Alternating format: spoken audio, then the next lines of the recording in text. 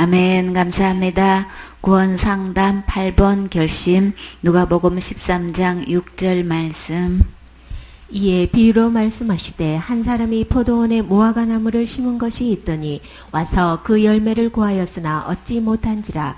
과원지기에게 이르되 내가 3년을 와서 이 무화과 나무의 실과를 구하되 얻지 못하니 찍어버리라. 어찌 땅만 버리느냐.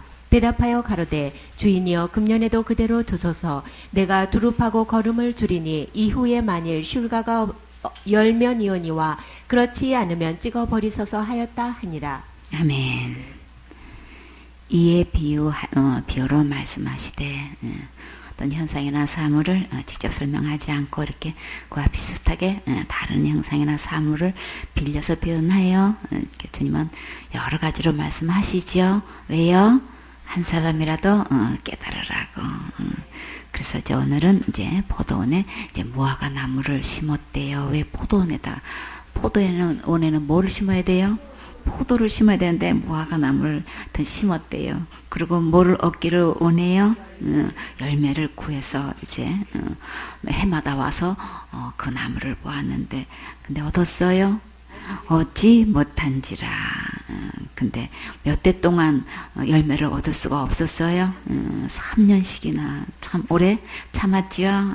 그래서 겨우 이제 근데 과일나무를 왜 심는 거예요? 그쵸, 과일을 얻고자 심는 거죠. 예수님께서 구하시는 것은 나무 모양도 아니고 키가 큰 것도 아니고 둘레가 굵은 것도 아니고 꽃이 예쁘거나 향이 좋은 것 찾으시는 게 아니라 열매를 찾으셔요. 근데 그 열매를 얻었나요? 얻지 못한지라. 열매를 얻지 못하면 그러면 어떻게 하실까요? 7절에 가은지기에게 이르되 내가 3년을 와서 이 무화과 나무에 실과를 구하되 얻지 못하니 찍어 버리라. 어찌 땅만 버리느냐. 이렇게 3년 동안 열매를 구하셨는데도 하나도 얻지 못하니까 여러분은 그렇게 되면 어떻게 하시겠어요?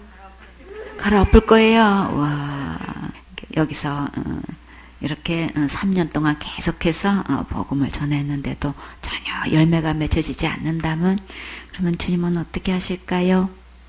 찍어 버리라. 어찌 땅만 버리겠느냐. 차라리 다른 것을 심어서 열매를 얻는 게 낫겠다. 이렇게 주인이 찍어 버리겠다고 말씀하실 때 가은지기의 심정은 어땠을까요? 그래요. 8절에 대답하여 가로되 주인이여 금년에도 그대로 두소서. 내가 두릅하고 그름을 줄이니. 참 우리 사역자들의 마음은 이래야 되겠지요. 그렇죠? 제가 한 번만 더 땅을 두릅하고 그름을 듬뿍 주어서 열매가 맺히도록 힘써 보겠습니다. 그렇게 오랫동안 양육해도 이게 전혀 열매가 맺히지 않으면 주님은 마냥 그대로 두지 않으세요. 그러니까 기회가 마냥 있는 게 아니에요. 땅을 두릅하는 것은 더 깊이 예리하게 체킹해서 진짜 내가 마음으로 구원이 이루어진 것인지 머리로만 아는 것인지 이제 정밀하게 검사하시겠다는 거예요. 이렇게 주님께서 누군가를 통해 나를 다시 기경해 주신다면 정말 감사하고 고맙게 생각해야 되겠지요. 그 해산의 수고를 잊지 말아야겠지요. 바울은 갈라디아 교회에게 뭐라고 했나요?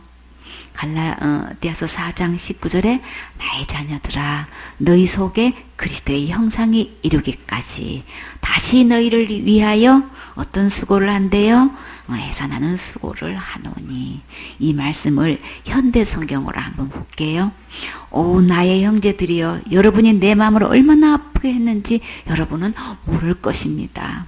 나는 여러분 속에 그리스도의 형상이 온전히 이루어질 때를 기다리면서 태어날 아기를 기다리는 산모의 해산의 고통을 다시 한번 겪고 있습니다. 마음에 많이 와닿지요.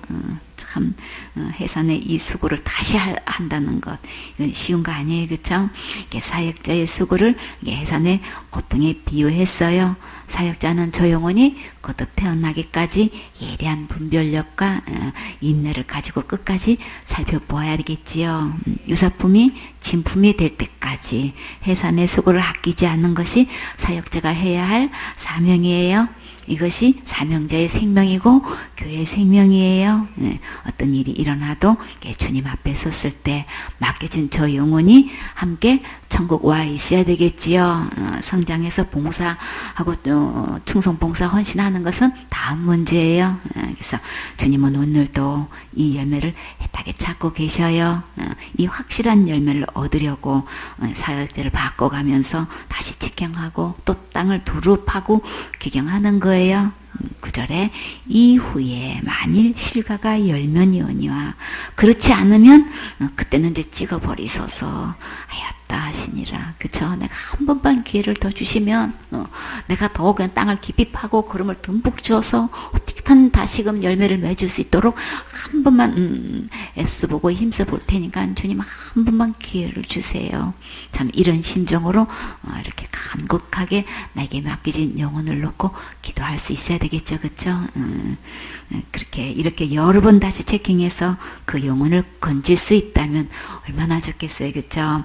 개인적으로 하든 공개적으로 하든 자신을 호명해서 갈래해 주시는 것은 주님이 주시는 은혜예요. 자기 직분과 체면 때문에 자존심 세우지 마시고 모든 것 다 내려놓고 믿음을 다시 점검 받으세요. 열매를 맺는 게 자존심 세우는 거예요. 찍히는 게 자존심 세우는 거예요. 열매를 맺는 거지요. 그러니까 더 이상 미루지 마시고 오늘 결심하세요. 마태복음 3장 1절 말씀. 그때에 침례 요한이 이르러 유대 광야에서 전파하여 가로되 회개하라 천국이 가까웠느니라 하였으니 저는 선지자 이사야로 말씀하신 자라. 일렀으되 광야에 외치는 자의 소리가 있어 가로되 너희는 주의 길을 예비하라 그의 첩경을 평탄케 하라 하였느니라. 이 요한은 약대 토롯을 입고 허리에 가죽띠를 띠고 음식은 메뚜기와 석청이었더라. 아멘. 그때에 그랬어요. 침례 요한이 유대 광야에서 전파할 그때가 언제인지 한번 먼저 살펴보도록 해요. 마태복음 2장 19절에 보면 헤롯이 죽은 후에 주의 사자가 애굽에서 요셉에게 현몽했어요. 이 요셉은 누군가요? 마리아의 남편 요셉, 예수님의 육신의 아버지예요.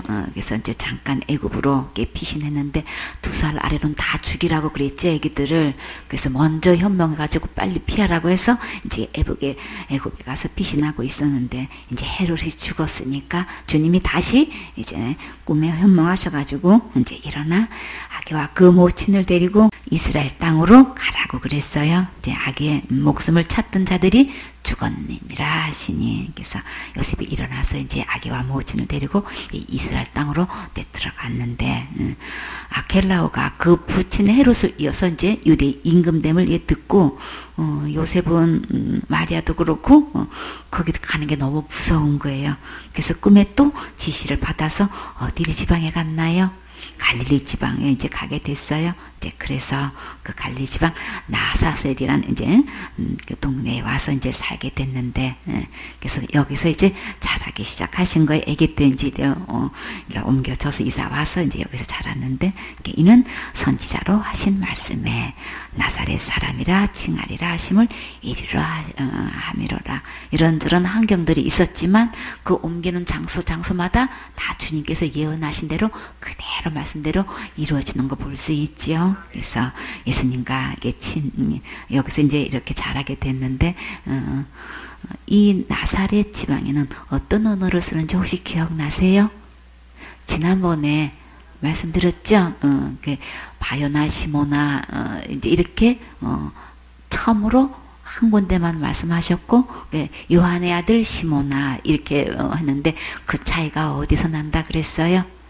아라모라 그랬죠. 예수님이 자라난 그 갈릴리 지방에서 자라난 이 나사렛은 이제 그 용어를 사용하기 때문에 이제 그런데 그래서 여기서 이때라고 했는데 예수님과 침례 요한의 나이가 얼마나 차이가 나나요?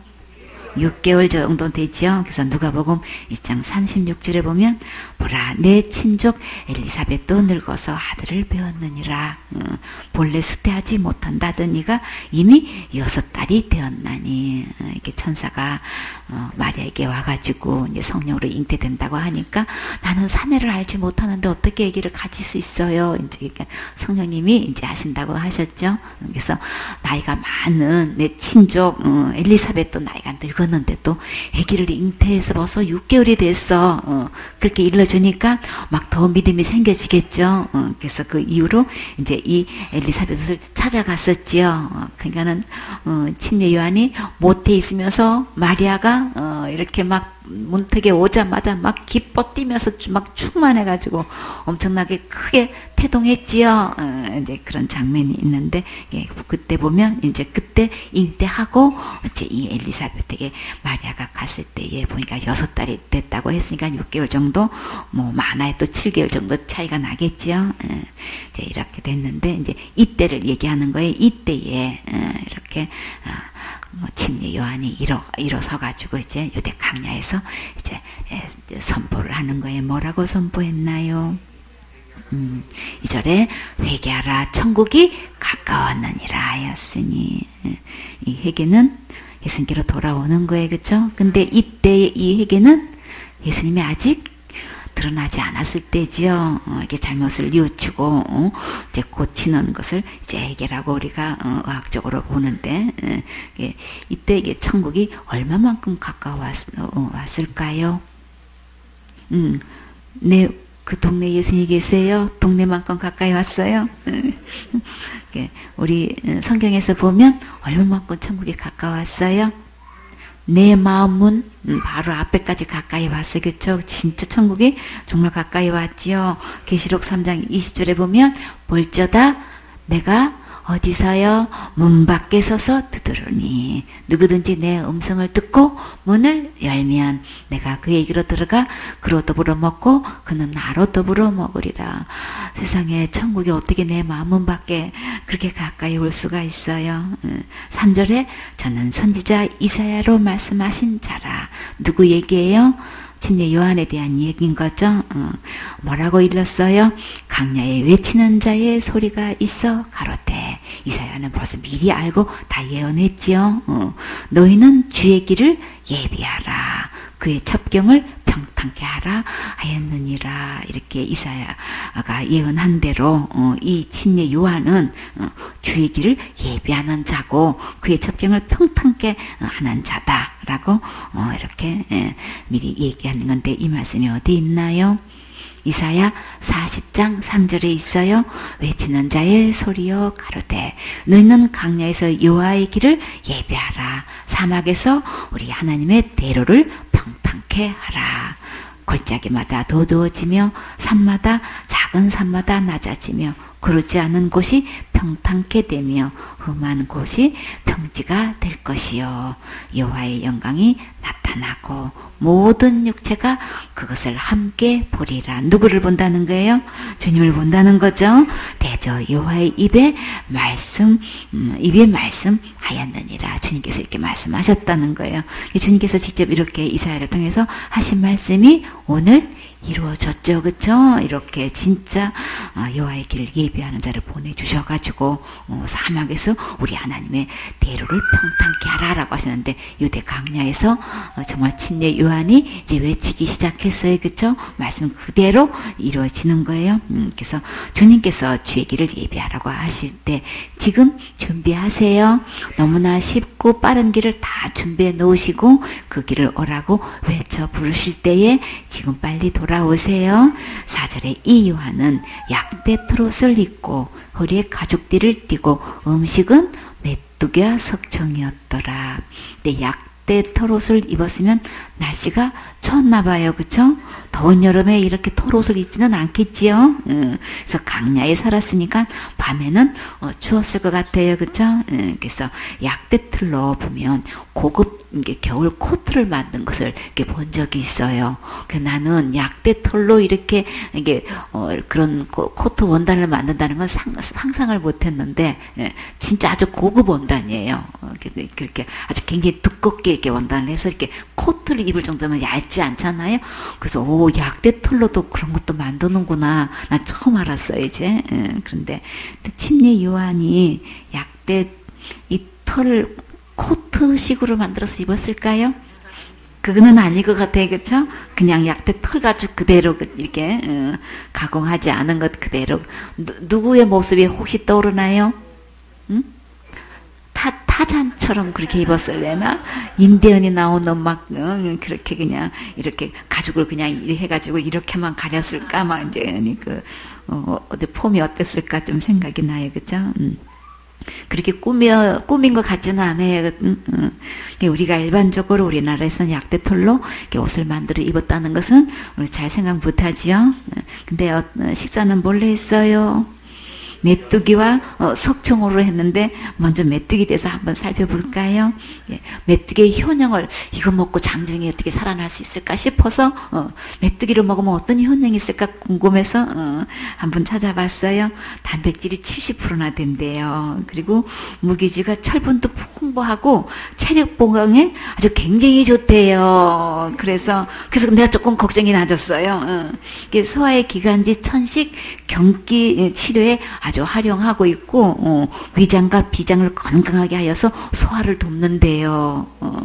그리고 정력 증진에 크게 도움이 되고 빈혈과 산후 부인들에게도 좋대요. 그러니까 또 단백질, 인, 철을 포함해서 뼈의 발육을 튼튼하게 해준대요.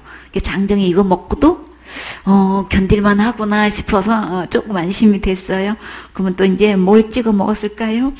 석청을 찍어 먹었대요. 석볼이 깊은 산 절벽이나 바위틈에 모아둔 이제 꿀을 석청이라고 하는데 그 석청에는 가당, 포도당, 토코페롤, 칼슘, 마그네슘이 풍부해가지고 산삼보건가는 건강식품이래요. 그러니까는 간단하게 메뚜기하고 석청만 이렇게 찍어 먹었는데도 그 효과를 보니까 엄청난 게 있는 거예요. 그쵸? 산삼보건 가니까 진짜 이거 주님은 다 그래도 건강을 책임지셔서 그렇게 또 이렇게 지켜주시는 거 볼 수 있었어요. 5절에 이때 예루살렘과 온 유대와 요단강 사방에서 다 그에게 나와. 이거 지금 어마어마한 거예요. 예루살렘도 그렇고 그 대도시에서 그쵸? 그리고 온 유대와 요단강 사방에서 다 이 침례 요한한테 나온다는 거 이거 어마어마한 행렬인 거예요. 그쵸?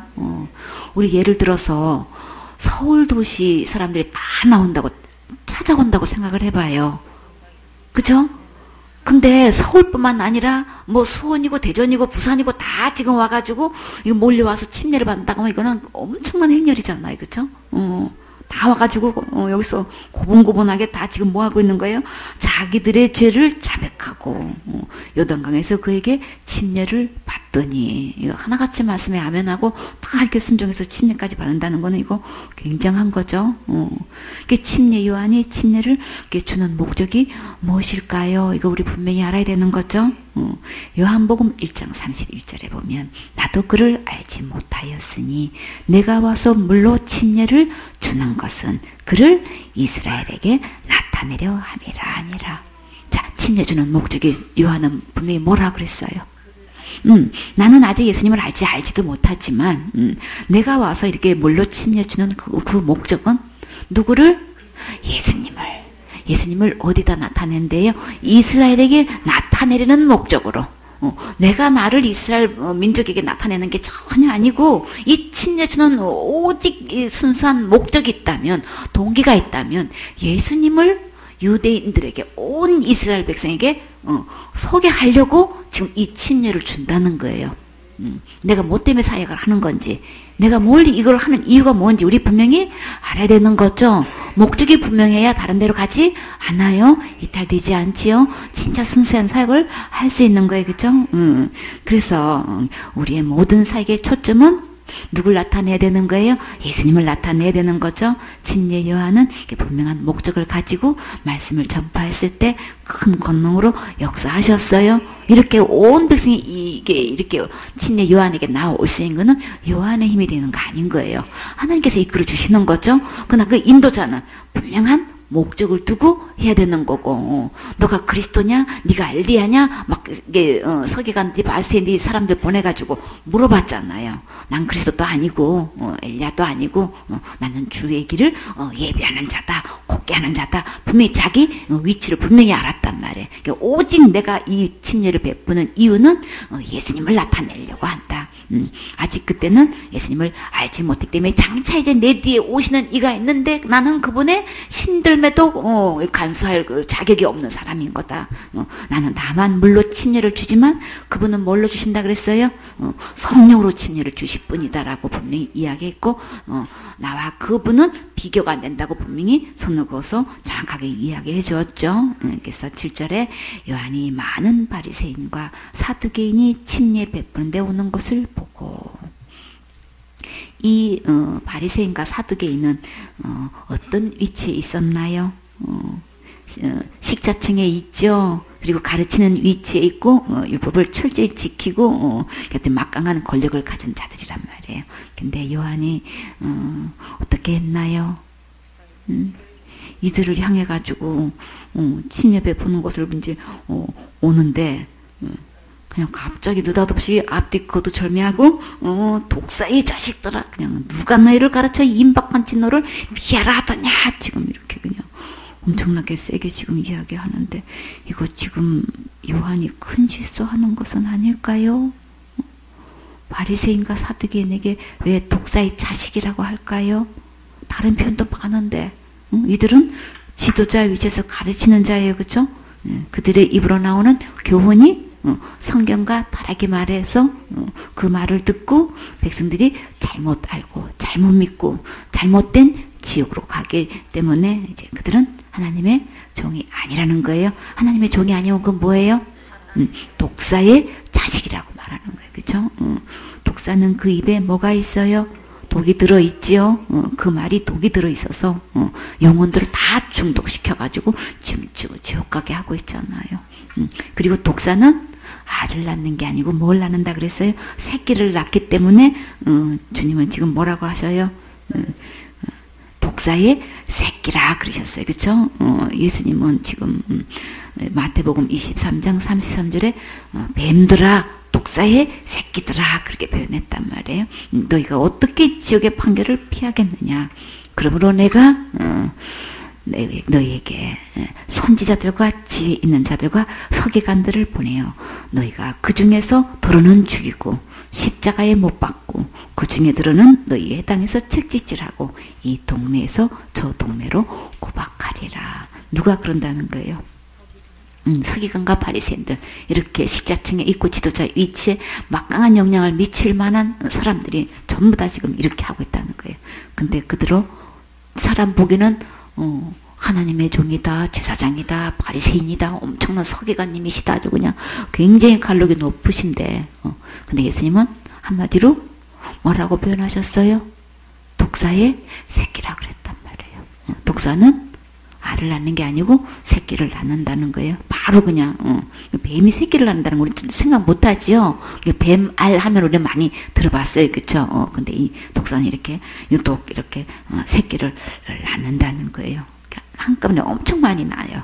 그래가지고 어미 뱀이 있으면은 그 옆에 막 오글오글 봄 되면 햇빛을 쏘이냐고 진짜 무더기로 있는 게 있어요. 그러니까 그게 크기는 조금 해도 독사가 조금해요. 조금 해도 굉장히 알을 많이, 새끼를 많이 나가지고 아주 그냥 한꺼번에 새끼를 많이 해서 그냥 그게 그렇게 같이 있는 거를, 그것도 막 아주 고데기로 이렇게 막 뭉쳐가지고 막 여러 개 이게 있는 걸 어렸을 때 본 적이 있어요. 이제, 그러니까 이제 새끼를 놓는다는 게 맞는 거죠. 그렇게 해서 키우더라고요. 근데 이렇게 주님은 어떻게 이렇게 지도자들 향해서 서기관들 향해 가지고 이렇게 독사의 새끼라고 이렇게 말씀하시면서 절대 지옥의 판결을 피할 수 없다고 지금 말씀하고 계시죠.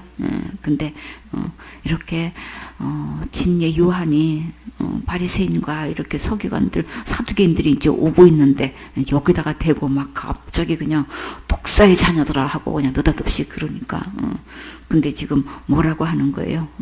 어떻게 이 임박한 진노를 피하라 하더냐?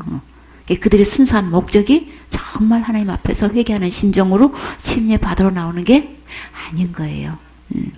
그래서 지금 예수님께서 정확한 관점에서 이제 보시고 이제 말씀하신 것을 명심하고 우리도 분별하셔야겠지요. 온 유대인들이 요한에게 와서 침례를 받고 있는 분위기여서 한번 구경도 할 겸 가보고 싶었겠지요. 근데 만약 자기들이 침례를 받지 않으면 입장이 곤란해지죠. 왜 서기관님은 왜 침례 안 받으세요? 바리새인님은 왜 다들 침례 받으러 간대 왜 안 받으세요? 하고 질문할 수 있잖아요, 그죠?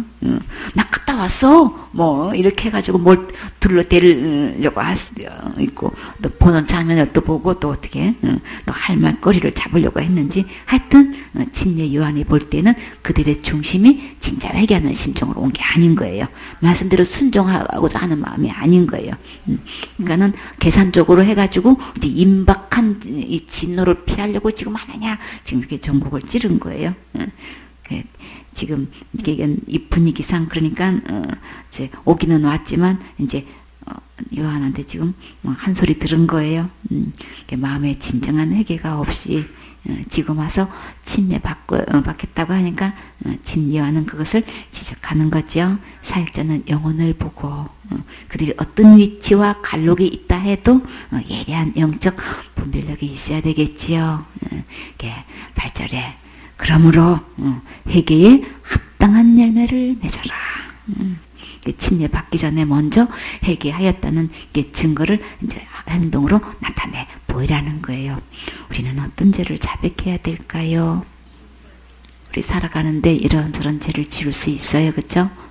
날마다 짓는 죄 날마다 회개한다고 천국 갈 수 있을까요? 그죠? 우리도 이 회개도 구분해야 되는 거죠. 침례 요한이 이렇게 회개하라고 하는 것과 또 우리가 복음을 전할 때 회개하라고 하는 요한복음 16장 9절의 말씀에 죄에 대하여라 하면 저희가 나를 믿지 않냐며 나를 믿지 않는 이 나는 누구예요? 예수님이시죠? 예수님을 믿지 않는 죄와 여기서 침례 요한이 회개하는 이 회개하고는 다르지요, 그렇죠? 이렇게 해서 하나님을 경외하는 데에 대해서 하나님을 떠나서 이렇게 살았을 때에 하나님께 돌아오라고 이렇게 침례를 베풀었죠. 곧 메시아를 맞을 준비를 하라고 그리스도가 곧 오실 건데 이제 곧 가까이 오셨는데 그분을 맞이할 준비를 하라고 이렇게 침례를 베풀었다고 이야기했어요. 그래서 예수님이 믿는다고 하면서 진짜 믿어야 할 것은 전혀 믿지 않는 것을 볼 수 있지요. 예수님 믿는다는 것이 도대체 뭔지 큰 죄지만 지옥 가고 또 자범죄는 내가 해결해야 된다는 게 이게 말이 안 되지요. 그래서 요한일서 1장 7절에는 주님은 저가 빛 가운데 계신 것 같이 우리도 빛 가운데 행하면 우리가 서로 사귐이 있다 그러셨어요. 예수님과 진정한 교제가 있으려면은 빛 가운데에서 행해야 되는 거죠. 그 아들 예수의 피가 우리를 모든 죄에서 깨끗하게 하실 것이요. 주님은 성경에서 분명히 예수님께서 모든 죄를 다 용서해 놓았다고 확실하게 말씀하셨어요. 이 성경 말씀을 전혀 안 믿고 거짓말을 교회에서 가르치고 있으면 하나님의 종이 아니지요. 독사의 자식이 맞지요. 교묘하게 속이는 개울에 더 이상 속아 넘어가지 마세요. 그래서 요한일서 1장 9절에 만일 우리가 우리 죄를 자백하면 저는 미쁘시고 이로사 우리 죄를 사하시며 모든 불에서 우리를 깨끗게 하실 것이요. 우리는 무슨 죄를 자백해야 될까요? 나는 지옥 갈 수밖에 없는 잘못된 믿음이었습니다. 그쵸? 그래서 예수님께서 지옥 갈 모든 죄를 어디서 해결하셨나요? 십자가에서 죽음과 부활로 지옥 갈 모든 죄를 영원히 다 해결해 주셨어요. 용서해 주셨어요. 그것을 믿지 않았습니다 하고 고백할 수 있어야죠. 도대체 예수님을 믿는다고 하고 교회는 다니는데 모든 죄를 용서해 주신 예수님을 믿는 사람을 찾아보기가 너무나 힘들어. 그저 큰 죄 작은 죄 그냥 나눠놓고 큰 죄는 무조건 지옥 가고 작은 죄는 내가 해결 안 하면 지옥 가고 결론적으로 예수님이 해놓은 거 하나도 없어. 예수님 믿는 거 하나도 안 믿는 거예요. 전부 다 누가 하는 거예요? 다 내가 해야 되는 거야. 내가 큰 죄 짓고 작은 죄 짓고 내가 회개하고 안 하고 이런 걸로 천국 가고 지옥 가는 걸로 다 되지. 예수님은 전혀 해놓은 거 이거 믿는 게 전혀 아닌 거예요. 그렇기 때문에 그들이 지금 잘못 믿고 있는 거 이거 정말 자백해야 되는 거죠. 주님께서 우리를 모든 불의에서 깨끗하게 해주신다는 것은 뭘 근거로 이렇게 해주시는 거예요? 7절 말씀이 이 말씀을 근거로 해서 우리의 모든 불의에서 깨끗하게 하시는 거예요. 내가 날마다 지는 죄 날마다 잘못했습니다 해서 되는 거 아닌 거예요. 예수님이 피를 흘리셨기 때문에 지옥 갈 모든 죄를 위해서 희생 제물이 되셨기 때문에 그 피를 통해서 깨끗하게 된 것이지, 그 흘리신 그 피를 믿고 고백할 때에, 자백할 때에, 죄를 믿지 않는 죄를 자백할 때에 모든 불의에서 깨끗게 되는 거예요. 모든 불의가 어떻게 들어왔어요? 죄인 바꾼 데서 온다 그랬어요. 하나님의 마음에 두기를 싫어한 데서 모든 불의가 나한테 들어온 거예요. 그러면 이 모든 불의가 일순간에 깨끗하게 될 수 있는 것은 어떻게 할 때 되는 거예요? 모든 죄를 깨끗하게 해놓으신 이 예수님을 주인으로 모실 때, 주인이 바꿔질 때에 모든 죄에서 모든 불의에서 내가 깨끗게 되는 거예요. 그래서 내가 죄를 지은 죄를 이 자백해가지고 깨끗게 된 게 아니고 예수님의 피의 근거로 의해서 내가 죄를 자백할 때 내가 모든 불에서 일순간에 깨끗하게 되는 거예요. 이 7절을 절대 잊지 마셔야 되는 거예요. 7절을 통해서 9절이 있는 거예요. 근데 사단은 7절을 다 빼놓고 9절만 얘기한다고요. 그쵸? 그렇기 때문에 7절 없는 9절은 있을 수가 없어요. 반드시 주님은 7절을 놓고 9절을 말씀하신 거고, 그 예수님을 내 마음에 정말 믿지 않았던 거 모든 죄를 다 해결해 주는데 그 예수님을 주인으로 모시지도 않고 구세주로 왕으로 모시지 않은 것에 대한 이 죄를 우리 자백해야 되는 거죠. 그렇게 하면 주님은 우리의 모든 죄를 이 순간에 다 깨끗하게 해주셔요. 그래서 예수님께서 이렇게 모든 죄를 다 해결해 주셨다는 것, 용서해 주셨다는 것, 그런데도 불구하고 다 알고도 지금 안 믿고 있죠. 믿는다고 하면서도 안 믿고 있고, 다 알면서도 모든 죄를 해결했다는 걸 안 믿어. 그쵸? 십자가에 돌아가신 것 인류의 죄를 위해서고 내 모든 죄를 위해서고 부활하신 것도 믿는다고 다 하면서도 진짜 죄로 들어가면 그래도 큰 죄 지면 지옥 가고 자살죄 지면 무조건 지옥 가고 당연히 지옥 가, 그냥 지옥까지가 여전히 갖고 있어. 그거는 예수님이 십자가에 돌아가신 거 안 믿는 거고 부활도 안 믿는 거예요. 그쵸? 무슨 의인이야. 하나님만 의인이신 거지. 성경에 보니까 의인도 엄청 많던데. 그쵸? 의인 99이 그냥 두고 잃어버린 양을 찾았잖아요. 그쵸? 그 어떤 의인이라고 했어요? 회개할 것 없는 의인 99이라고 했는데 99만 되겠어요? 엄청 많아요. 그쵸? 우리 교회 식구만 뭐 해도 엄청 많은 숫자인데. 그러니까 누구 안에서 의인이 되는 거예요? 예수님 안에서. 예수님의 피로 우리를 다 깨끗이 용서해 놓은 상태가 의인인 상태고 거룩한 상태고 깨끗한 상태인 거예요. 그쵸? 이 의로움은 누구 안에 있어요? 예수님 안에 있어요. 깨끗하시고 의로우시고 거룩하신 예수님을 어디에 모시면, 내 마음에 모시면 나는 그 순간에 의인 되는 거예요. 모든 데서 깨끗하게 되는 거예요. 누구만큼 거룩하게 돼요? 예수님만큼, 하나님만큼 거룩하게 되는 거라고요. 다 누가 하셨어요? 예수님이 하시는 거예요. 내가 의인 됐습니다. 의롭다함을 받았습니다. 거룩함도 받았습니다. 지옥 갈 모든 죄 다 깨끗이 용서함 받았습니다. 라고 고백할 수 있고 자랑할 수 있어요. 누구 때문에? 예수님이 다 해놓으셨기 때문에. 그러면 누구 자랑? 예수님 자랑인 거죠. 이것은 다 전적인 하나님의 은혜인 거예요. 그렇죠? 은혜로 다 이렇게 해주신 거 믿는 거예요. 그래서 난 지금 죽어도 언제든지 천국 갈 수 있어요. 이게 고백이 되어져야 되는 거죠. 이게 진짜 믿는 건데 여차 내가 무슨 죄를 지면 지옥 간다고 하고 있는 거는 이거 전혀 예수님 안 믿는 거예요. 이건 잘못 믿고 있는 거예요. 고도의 이 계율에 넘어가가지고 엄청 그것도 모르는 사람이 어딨어 이렇게 큰 소리 치면서도 그러면서도 무슨 죄 지면 지옥 간대. 그렇기 때문에 지금 안 놓고 기억자도 모르는 사람 무식함과 똑같은 거예요. 그쵸? 성경을 다 안다고 해놓고도 안 믿는 거야. 그렇기 때문에 진짜 유사품은 지금 고도의 유사품은 어디 있어요? 교회 내에서 있다고요. 그것도 누가 가르치는 위치는 사람이 더 심각하죠. 그래서 온전히 이렇게 믿지 않는 죄를 자백하면 주님께서 어떤 약속을 해주셨어요? 모든 불에서 깨끗게 하실 수 있는 근거를 7절 말씀에 예수님의 흘리신 피로 깨끗하게 되는 거죠. 죄값은 사망이기 때문에 기도로 되는 거 아닌 거예요. 착각하지 마세요.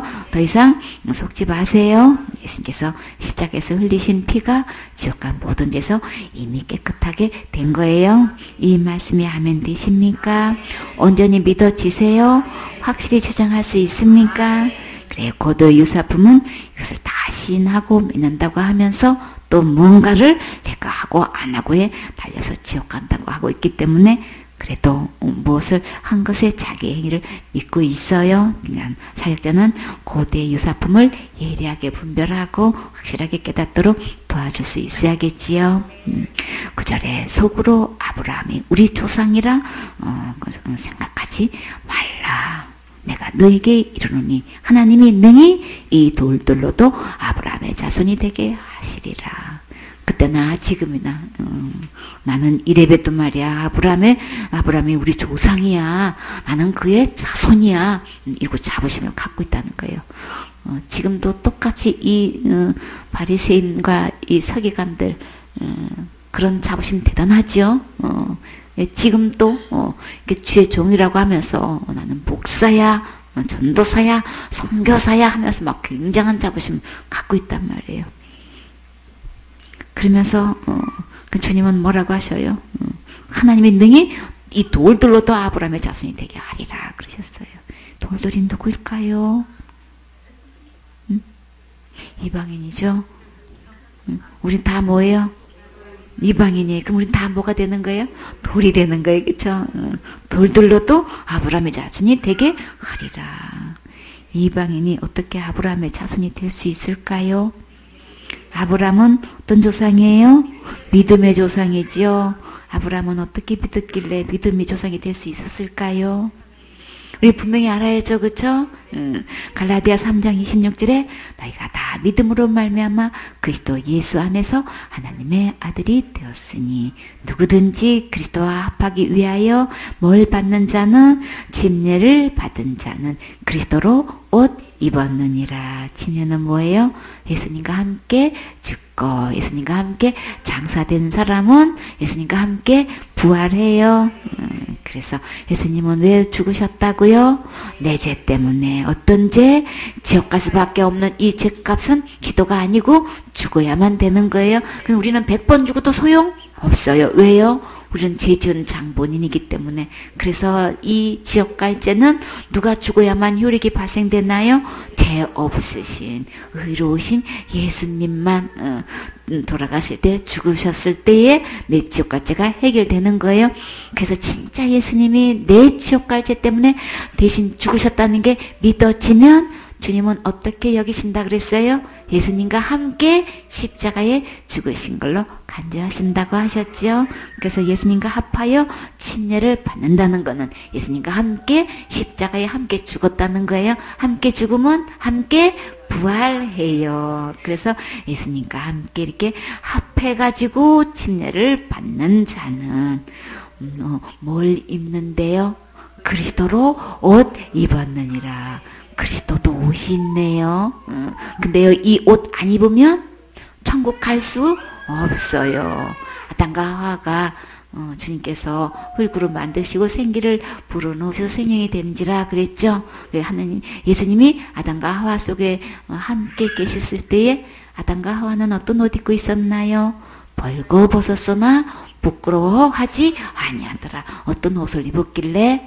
그리스도로 옷 입고 있었던 거예요. 근데 마음에 하나님 두기를 싫어해가지고 선악과를 따먹는 순간에 예수님이 나가셨죠. 그래서 상실했다 그랬어요. 우리 마음이 예수님을 잃어버린 거예요. 기억 상실하면 뭐예요? 기억력을 잃어버린 거죠. 진짜 생명 되시는 거룩한 예수님이 내 안에 계셨는데 상실해버린 거예요. 그렇죠? 그래서 내버려 뒀단 말이에요. 그러니까 모든 불의가 들어왔지요. 그 상실될 때 뭐도 상실했을까요? 그리스도로 옷 입은 거 다 벗겨진 거예요. 그래서 엄청 두려워했지요. 그러니까는 하나님 버리고 이렇게 사단의 말을 듣고 사단을 주인 삼은 순간에 그리스도로 입은 이 옷이 벗겨진 순간에 엄청 두려워했다고요. 근데 그 옷을 어떻게 하면 입을 수 있어요? 누구를 막론하고 이방인이든 유대인이든 상관없이, 내가 직분을 갖고 있든 없든 상관없이, 내가 교회를 얼마만큼 많이 다녔든 안 다녔든 상관없이, 내가 얼마만큼 충성 봉사 헌신했냐 안 했냐 상관없이, 누구든지 어떻게 하면 그리스도와 합하기 위하여 침례를 받는 자는 믿어져서 침례 순종하는 거죠.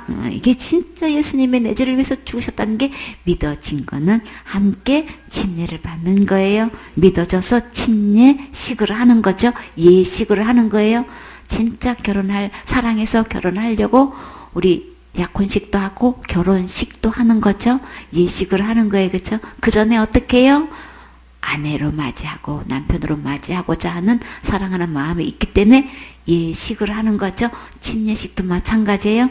여기서는 침례식이라고 하지 않고 뭐라 그랬어요? 침례를 받는 자는, 예수님과 함께 죽고 장사 지내고 부활하는 것을 침례지요. 그래서 그렇게 침례를 받는 자는 그리스도로 옷 입었느니라. 이미 입은 거예요. 그렇죠? 그래서 너희는 유대인이나 헬라인이나 종이나 자유인이나 남자나 여자나 다 그리스도 예수 안에서 하나이니라. 이게 주인이냐 종이냐 이것도 가르지 않고, 또 유대인이냐 헬라이냐 이것도 가르지 않고, 남자나 여자나 이것도 다 구별하지 않고 주님이 예수님 안에서 다 우리 모두에게 기회를 주셨어요. 그렇죠? 이때는 종이냐 주인이냐 이거 굉장히 엄격히 차이가 있었었죠. 여자는 숫자에 넣지도 않았어요. 그렇죠? 근데 또 여자냐 남자냐 주님은 이거 구분하지 않고 누구를 막론하고 예수님 안에 있으면 다 그리스도 옷 입을 수 있도록 이렇게 은혜를 베풀어 주셨어요. 그리고요, 너희가 그리스도의 것이면 아브라함의 자손이요. 여러분은 그리스도의 것이 되셨습니까? 예수님은 내 안에 계십니까? 그러면 나는 누구 자손이 됐나요? 아브라함의 자손이 이미 된 거예요. 그렇죠? 어떻게 해요? 믿음으로 약속대로 유업을 이을 자니라. 아브라함의 자손만 된 것만 해도 이거 엄청난 가문인 건데, 근데요, 뭐도 받아요? 세상에 하늘나라에 가서 유업도 받는데요, 상속도 받는데요. 이거 진짜 엄청난 거죠. 혈통으로 아브라함의 자손이라 해도 예수님 안에 있지 않으면 아브라함의 자손이 될 수 없어요. 그래서 유대인도 이방인도 오직 예수님을 믿을 때만 천국 갈 수 있는 거예요. 10절에 이미 도끼가 나무 뿌리에 놓였으니 좋은 열매 맺지 아니하는 나무마다 지켜 불에 던지우리라. 좋은 열매를 맺지 아니하는 나무는 그럼 어떤 나무일까요? 못된 나무지요. 못된 나무의 최후는 도끼에 찍혀 불에 던지운다고 하셨어요. 그러면 여기가 어디예요? 지옥이에요. 그러면 못된 나무는 누구인가요?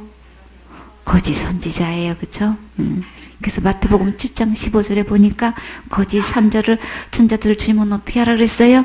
삼가라 그랬죠? 조심하래요. 왜요?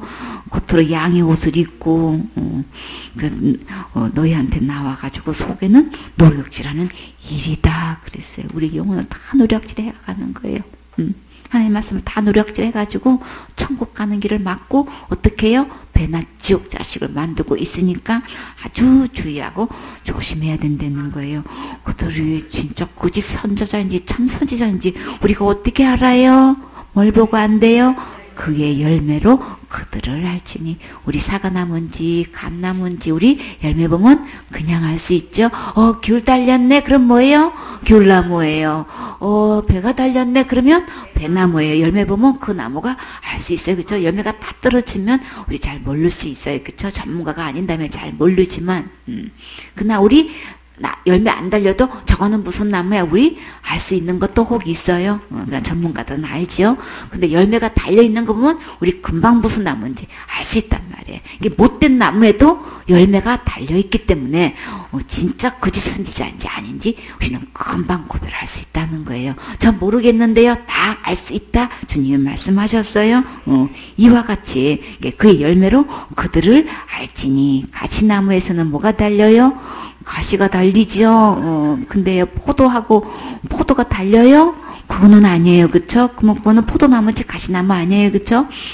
엉겅퀴 해서 부화가 달려요? 아니지요. 뭐가 딸 수 없어요. 그쵸? 이와 같이 좋은 나무마다 아름다운 열매를 맺고 못된 나무가 나쁜 열매를 맺는다. 그래서 열매 보고 알 수 있다는 거예요. 좋은 나무가 나쁜 열매를 맺을 수 없고 못된 나무가 아름다운 열매를 맺을 수 없느니라. 주님은 이렇게 쉽게 설명해 주셔요. 어느 누구도 깨달을 수 있도록 애기처럼 설명해 주셔요. 그렇기 때문에 우리 마음은 열고 들으세요. 아름다운 열매를 맺지 못하는 나무는 어떻게 한대요? 찍혀 불에 던지우리라. 요한도 아까 찍어버린다 그러는데, 그쵸? 불에 던져 놓는다 그러는데, 이름으로 그의 열매로 그들을 알리라. 여기서 포도와 무화과는 그러면 어떤 나무예요? 좋은 나무지요. 좋은 나무에서는 아름다운 열매를 맺는다고 하셨어요. 좋은 나무는 누구실까요? 예수님이시죠. 좋은 열매는 뭘까요? 본받는 거예요? 그래, 뭔지 볼까요? 로마서 6장 22절에 그러나 이제는 너희가 제에게서 해방되고 하나님께 종이 되어 거룩함에 이르는 열매를 얻었대요. 이것이 뭐라고요? 이 마지막은 영생이라. 그러면 좋은 열매에는 뭐가 달려요? 영생의 열매가 달려요. 영혼을 좌우하는 거라고요. 그럼 어디 가는 거예요?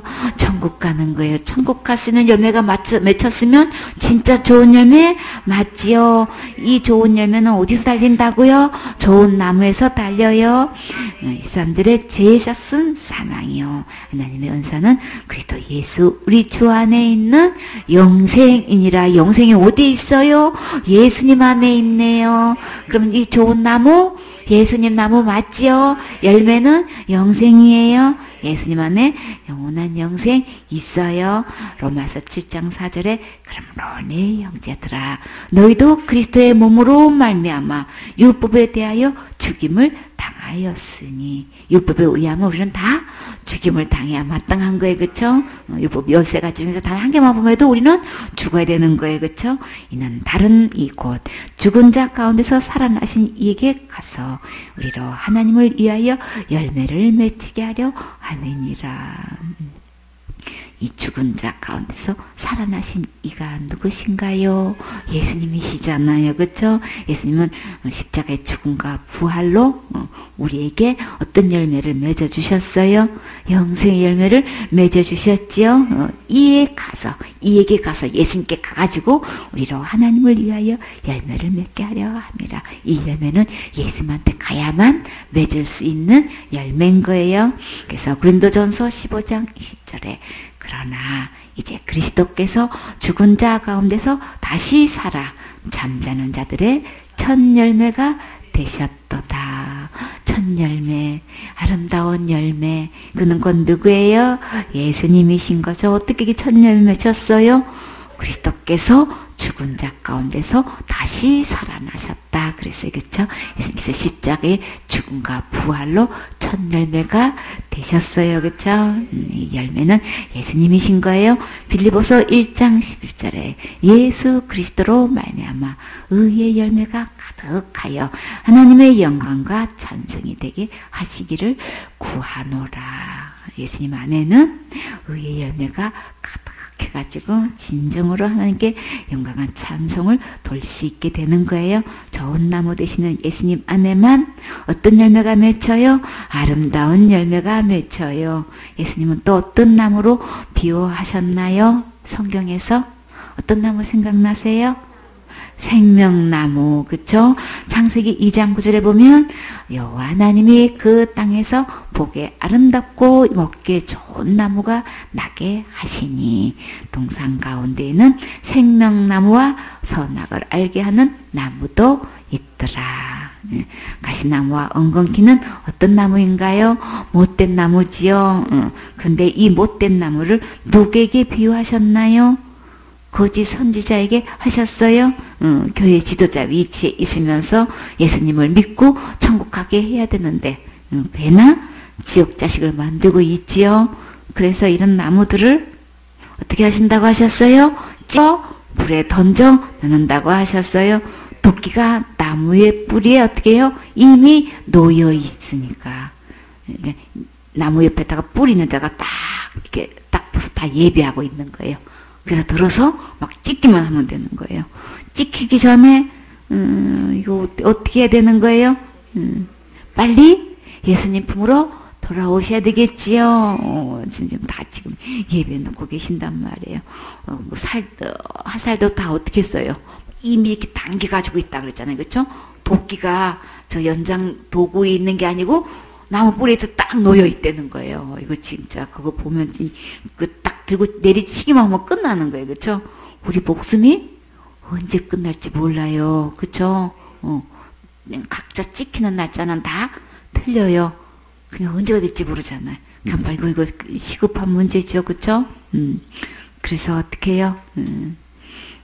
빨리 주님께로 아멘하고 항복하고 돌아오셔야지요. 11절에 나는 너희에게 해결케 하기 위하여 물로 침례를 주거니와 빨리 하나님께로 돌아오라고.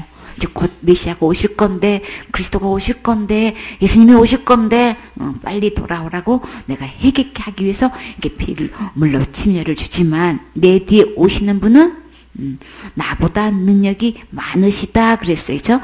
나보다 능력이 많다고 하면은 그러면 요한에게도 능력이 있는 거예요. 그렇죠? 엄청난 능력인 거예요. 그렇죠? 예수님께로 돌아오라고 이렇게 선포할 수 있는 건 이거 어마어마한 거예요. 그렇죠?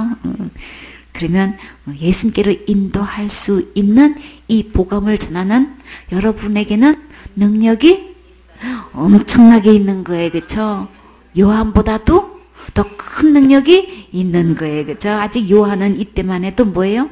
예수님을 보지를 못했어요. 그렇죠? 근데 장차 내 뒤에 오실 예수, 오실 메시아 그리스도를 소개하고 있는 장면이란 말이에요. 그렇죠? 우리는 예수님을 만났고 예수님을 통해서 내 안에 영생의 열매가 이루어진 상태에서 말씀을 선포하고 이 천국 복음을 전한다는 것은 이거는 세상에서 줄 수 없는 엄청난 능력을 받은 거예요. 능력 받으라고 이산저산 다 돌아다니지 마시고 말씀으로 오세요.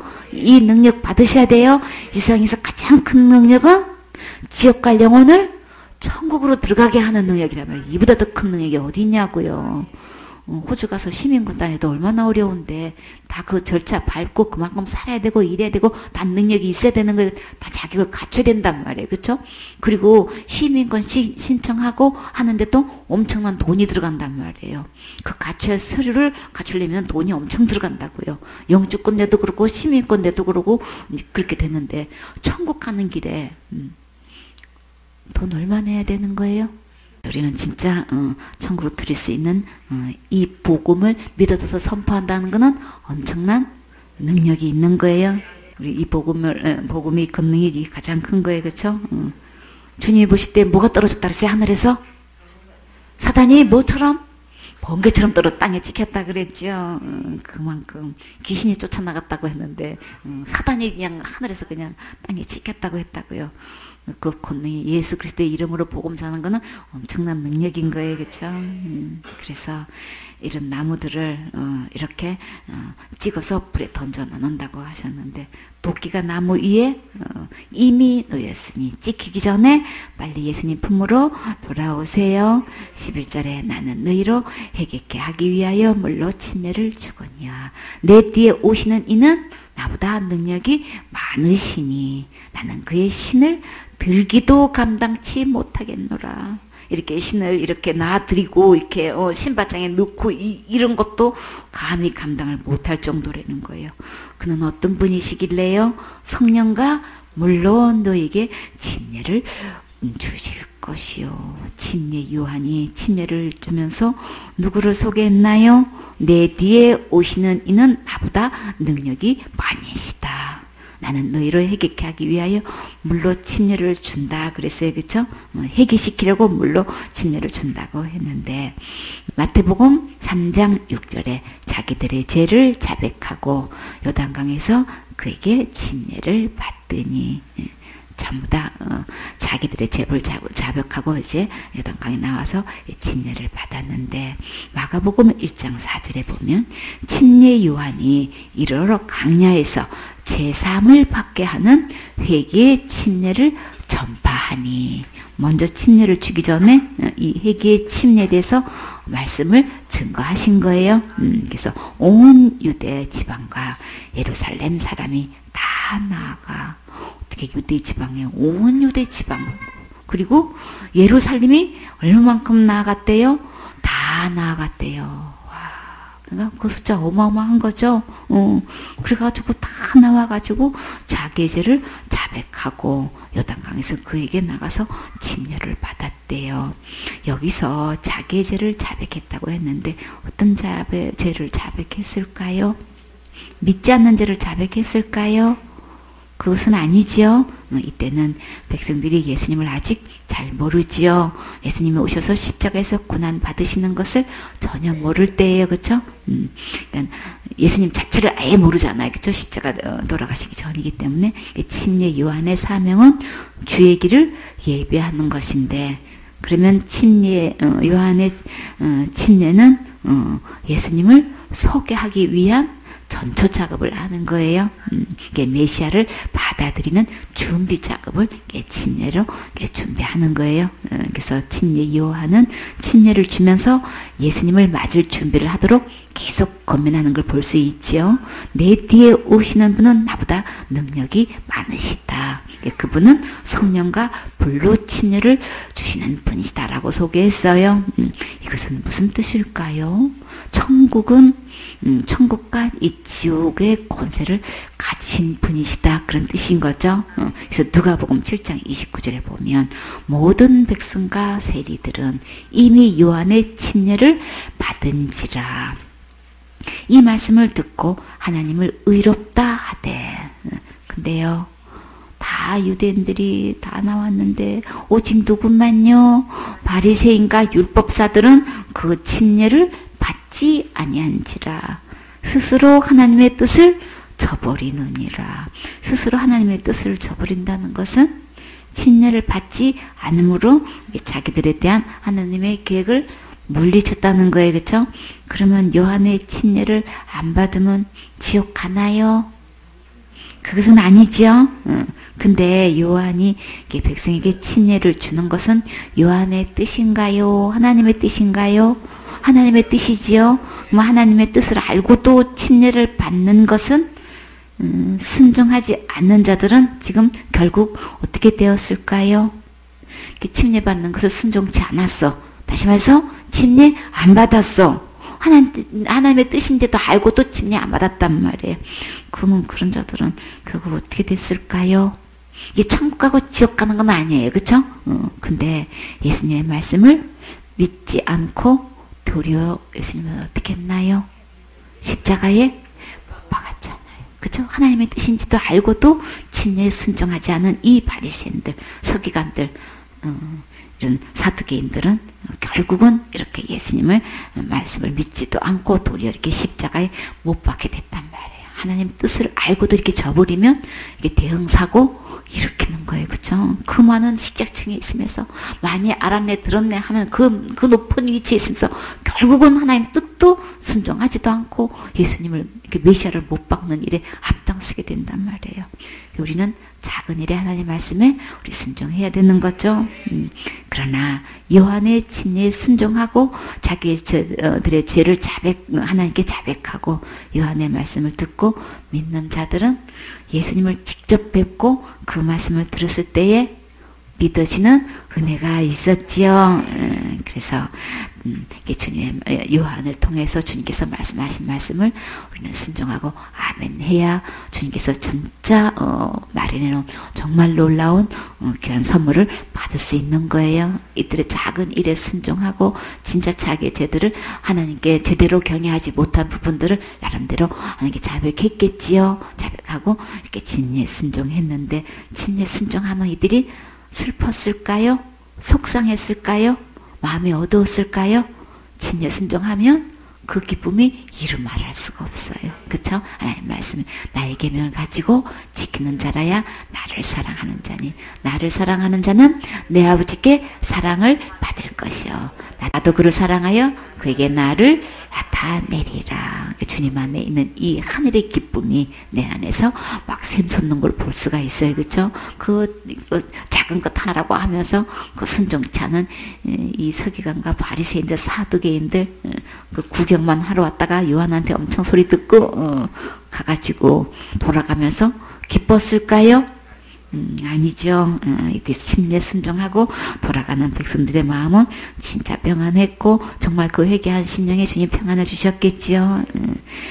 이렇게 정말 요한을 통해 가지고 메시아를 이제 소개받고 참 이렇게 요한이 침례를 막 주고 이제 있고 예수님은 이제 메시아에서 이제 곧 장차 오실 분이고 나는 그분을 신들매도 신발도 들 수 없는 감당할 수 없는 분이고 나는 침례로 물로 침례를 주지만 그분은 성령과 불로 침례를 주실 엄청 권능이 많으신 분이시다. 이렇게 오늘까지는 증거를 했어요. 근데 이튿날이 돼가지고 어떻게 했나요? 내 뒤에 오시는 분은 나보다 능력이 많으신 분이시다. 그리고 그렇게 했는데 오늘 어떻게 했어요? 예수님이 요한이 직접 예수님을 만나게 됐어요. 그렇게 증거했는데 드디어 예수님을 직접 뵙고 어떻게 했어요? 이튿날이 됐어요. 요한이 예수께 자기에게 나오심을 보는 순간에 성령님이 말씀해 주셨죠. 성령님이 비둘기같이 누구에 임하는 그가 하나님의 아들이시다. 막 이렇게 미리 말씀해 주셨잖아요. 그렇죠? 이 침례 요한에게 찾아와가지고 백성들을 물로 침례를 주라. 이렇게 침례를 주라고 이렇게 당부하신 그분이 나에게 임하셔가지고 어떤 분한테 성령의 비둘기같이 임하면 그가 하나님의 아들이신 거로 알아라 이렇게 일러주었는데 내가 침례를 주다 보니까 진짜 성령께서 나를 인도하신 그분의 말씀대로 성령의 비둘기같이 어떤 분에게 딱 임하시더라. 그래서 어떻게 했어요? 보라! 세상 죄를 지고 하는 하나님의 어린 양이로다. 저분이 바로 그 메시아다. 그리스도다. 내가 지금까지 증거했던 그분이 바로 저분이시다. 그래서 제일 먼저 증거하는 거. 세상 죄를 지고 가는 하나님의 어린 양이로다. 그 세상 죄 속에는 누구 죄도 포함되나요? 내 죄가 포함돼요. 다 같이 누구 죄가 포함되나요? 내 죄가 포함돼요. 그리고 가셔야 우리 되는 거예요. 그쵸? 그래야 소망 있는 거예요. 그래서 이 말씀이 정말 너무나 멋지지요. 사역자가 이 예수님을 믿고 전가한다는 것은 이 세상에서 가장 최고로 멋진 사역자예요. 이 세상죄 속에 누구 죄도 포함된다고요? 내 죄가 포함되지요. 내 죄도 가져가셨어요. 그래서 지금 죽어도 천국 갈 수 있어요. 아멘 되시나요? 이렇게 고백하실 수 있나요? 요한의 사역은 바로 예수님을 증거하는 것으로 사명을 다했어요. 누가복음 3장 4절에 선지자 이사야의 책에 쓴 바 강야에 외치는 자의 소리가 있어 가로되 너희는 주의 길을 예비하라. 그의 첩경을 평탄케 하라. 이분이 바로 그리스도이십니다. 이분이 바로 메시아이십니다. 이분이 바로 하나님의 아들이십니다. 이게 성령과 물로 침례를 주실 분이십니다. 이제부터는 이 예수님을 믿고 따라오세요. 참 요한복음 1장 33절에 내가 보고 그가 하나님의 아들이심을 증거하였노라 하니라. 저분이 곧 하나님의 아들이십니다. 이렇게 증거했다는 거예요. 메시아다, 그리스도다 이렇게 침례 요한은 증거했어요. 침례 요한이 예수님을 증거하고 제자들을 보냈을 때에 그 심정이 어떠했을까요? 크게 기뻐했지요. 요한복음 3장 29절에 신부를 취하는 자는 신랑이나 서서 신랑의 음성을 듣는 친구가 크게 기뻐하나니 나는 이러한 기쁨이 충만하였노라. 우리가 생각할 때는 이제 모든 인파가 온 유대인들이 다 요한한테 와가지고 침례를 받는데 진짜 완전히 그 시대에 뜨는 인물인 거예요. 그쵸? 이보다 어마어마한 인물이 없는 거예요. 그쵸? 근데 갑자기 예수님이 진짜 나타나셨어. 그래서 보라 세상 죄를 지고 간 하나님의 어린 양이다. 진짜 하나님의 아들이시다. 메시아다. 그리스도다. 저분을 따라가십시오. 이렇게 해서 그랬더니 그 말 듣고 진짜 다 따라가네. 침례 요한을 따라다니던 제자도마저도 선생님 저기 그 선생님이 말씀하셨던 증거하셨던 그분한테로 다 가가지고 다 침례 받던데요. 그랬더니 지금 요한은 그 말을 듣고 어떻게 했어요? 그때 지금 이 고백하는 장면이에요.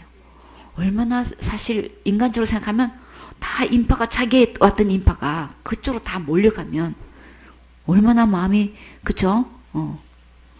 참 이럴 때 우울증 걸릴 수 있을래나요? 그쵸? 마음이 막 가라앉고 그 인파 속에서 땀들어 가게 생각하면 자기 이제 사양길을 걷는 거잖아요. 그쵸? 근데도 주님께서 진정으로 자기가 그렇게 증거했던 그 예수님이 오셔가지고 정말 자기의 사명대로 이제 주의 길을 곱게 하는 건데 너무 감사하게도 백성들이 예수님을 따라가는 거야. 메시아로 그리스도로 믿고 따라가서 그게 침례를 받고 있는 그 모습을 볼 때 너무나 기쁜 거예요. 자, 이 기쁨을 우리 알려면 뭘 할 수 있어요? 예수님의 복음을 증거했더니 그가 믿고 예수님 마음속에 모셨을 때에 거듭나는 그 순간을 보면 그 기쁨은 이루 말할 수 없죠. 구원받은 그 당사자보다도 전한 내가 더 기뻐요. 그쵸? 이 요한의 기쁨이 익은 거예요. 진짜 중심을 다해서 사명을 다한 거예요. 메시아를 계속 증거했는데 그 메시아가 진짜 왔고 그 메시아를 모든 백성들이 막 따라가는 걸 보니까 너무나 기쁜 거예요.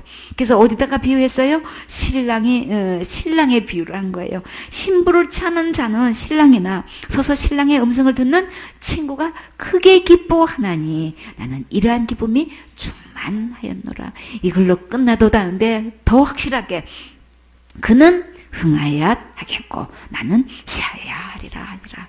이게 가장 멋진 장면인 거예요.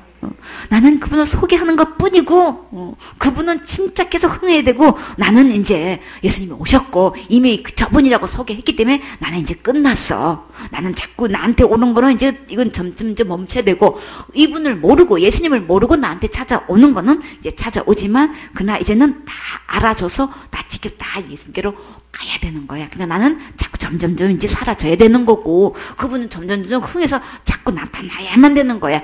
그래야만 어디로 갈 수 있으니까 예수님을 따라가야 예수님을 따라가서 그 말씀 듣고 믿어야 어디 갈 수 있으니까 천국 가야 되니까 내가 죄를 해결해 주는 분도 아니고 나는 이제 예수님을 소개하는 걸로 끝났기 때문에 나는 세야 되는 거야. 예수님은 흥해야 되는 거야. 이 요한은 이것이 분명해진 거예요. 그쵸? 참이 얼마나 멋져요. 그래서 침례 요한의 사역 중에서 가장 멋진 장면이에요. 그리고 침례 요한이 가장 행복한 순간인 거예요. 그쵸? 예수님의 이름으로 침례 받는 것은 어떤 뜻이 담겨 있을까요? 침례 요한의 이 침례와 침례 받는 것과 예수님의 이름으로 침례 받는 것은 어떤 차이가 있는지 우리 이거 구분할 수 있어야 되겠죠. 로마서 6장 3절에 보면 무릇 예수 그리스도 무릇 그리스도 예수와 합하여 침례를 받은 우리는 그의 죽으심과 합하여 침례 받은 줄을 알지 못하느뇨. 예수님과 합해서 침례 받으셨나요? 그러면 그의 죽으심과 합하여 침례 받는 줄을 알지 못하느냐. 침례 받는다는 거는 그 뭐예요? 예수님과 함께 죽었다는 얘기인 거죠. 예수님과 함께 죽은 사람은 예수님과 함께 또 어떻게 해요? 부활하지요. 4절에 그러므로 우리가 그의 죽으심과 합하여 침례를 받음으로 그와 함께 장사되었나니 이는 아버지의 영광으로 말미암아 그리스도를 죽은 자 가운데서 살리심과 같이 우리로 또한 새 생명 가운데서 행하게 하려 아멘이라. 예수님의 이름으로 침례 받는 것은 어떤 뜻이 담겨 있어요? 예수님과 함께 내 죄 때문에 죽고 부활하는 게 담겨 있는 거예요. 그렇죠? 그러면 부활하면 우리는 이 죄에 대해서는 이미 죽어서 값을 다 지불했기 때문에 그러면 부활로 뭐가 증명되는 거예요? 내 죄가 하나도 없어지고 뭐가 이루어진 것이 의가 이루어진 것이 내 안에 거룩하게 된 것이 제가 다 용서된 것이 증명된 거죠. 그래서 이것을 믿고 예수님의 이름으로 침례를 받는 것은 이 구원의 복음을 듣고 믿음을 뜻하는 거죠. 나는 예수님이 내 죄를 위해서 죽으신 거 저 믿어요.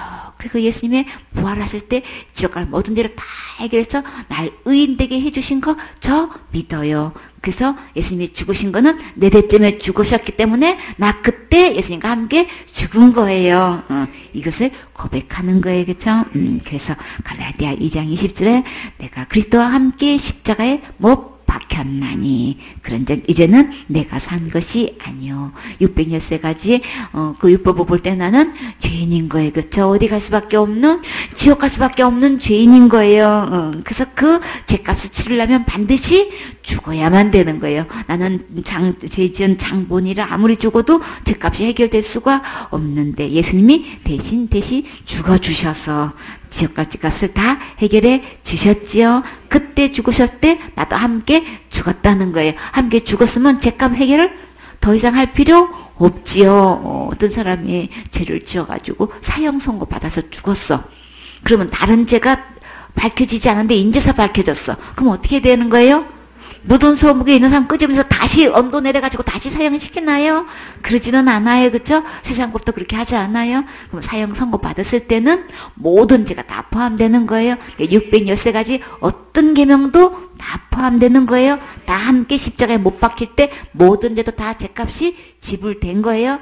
그때 나는 죽은 거예요. 더 이상 내가 없어요. 나는 그때 죽었어요. 옛날에 나는 죽었어요. 율법에 의한 나는 죽었어요. 이제는요 예수님과 함께 부활했어요. 그래서요 예수님 안에 있으면 그와 함께 부활한다고 하셨죠. 그렇게서 사신 것이라. 내 안에 이제 누가 사셔야 되는 거예요? 나는 죽고 그리스도가 사셔야 되는 거죠.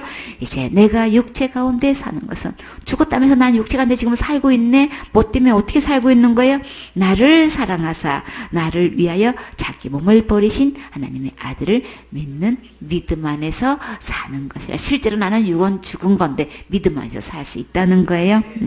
그래서 마태복음 3장 12절에 손에 키를 들고 자기의 타작마당을 정하게 하사 알곡은 모아 곡간에 들이고 쭉정이는 꺼지지 않는 불에 태우시리라. 타작마당은요 심판대를 다 정해 놓으셨어요. 그쵸? 다 정해 놓으신 때가 있어요. 알곡은 모아 곡간에 드리는데 이 곡간은 어딘가요? 천국. 알곡은 누구예요? 예수님 믿는 자들이지요. 그 안에 누가 계셔야 진짜 알곡인가요? 예수님이 계셔야 되는 거예요.